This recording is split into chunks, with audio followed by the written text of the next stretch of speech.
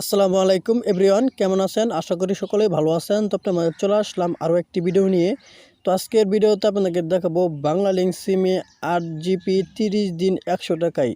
তো কীভাবে এই অফারটা নেবেন? তো আমাদের বাংলা লিঙ্ক সিমে এরকম অফার কিন্তু সবসময় পাই না এবং সবসময় থাকে না। তো আমাদের যতগুলো অফার থাকে সবগুলো কিন্তু কম টাকার মধ্যে, বেশিরভাগ থাকে না, যাও থাকে সবগুলো কিন্তু মেয়াদ কম। তো আজকের এই ভিডিও দেখে দেবো বাংলা লিঙ্ক সিমে কীভাবে আপনি 8 জিবি নেবেন মাত্র 100 টাকায়, তাও আবার 30 দিন মেয়াদে।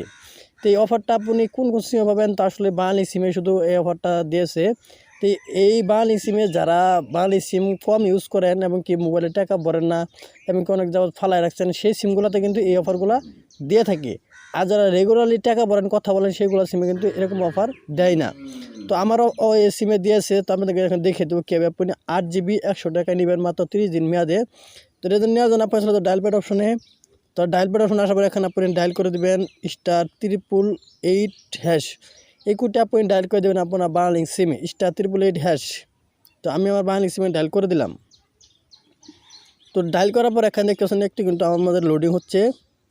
তো লোডিং হওয়ার পর কিন্তু আমার সেই অফারটা কিন্তু দেখাবে। তো এরকম অফার কিন্তু যারা নেবেন বাংলা লিঙ্ক সিমে এই কোডটি ডায়াল করেন, তাহলে কিন্তু যদি থাকে তাহলে কিন্তু দেখাবে। দেখেন এখানে আপনি দেখতে পারতেছেন 8 নাম্বার আছে 8 জিবি 30 দিন 100 টাকায়। দেখেন 8 জিবি 30 দিন 100 টাকায়।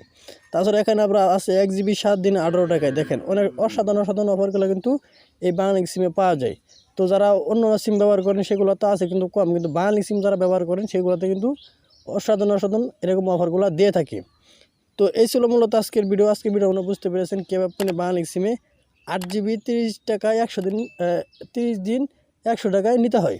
তো ভিডিও যদি ভালো লাগে তুমি একটা লাইক করবেন, প্লিজ চ্যানেলটি সাবস্ক্রাইব করবেন সাথে ইন্টারেস্টিং ভিডিও সবার আগে পাওয়ার জন্য। তো সবাই ভালো থাকুন, সুস্থ থাকুন, খুদা হাফেজ।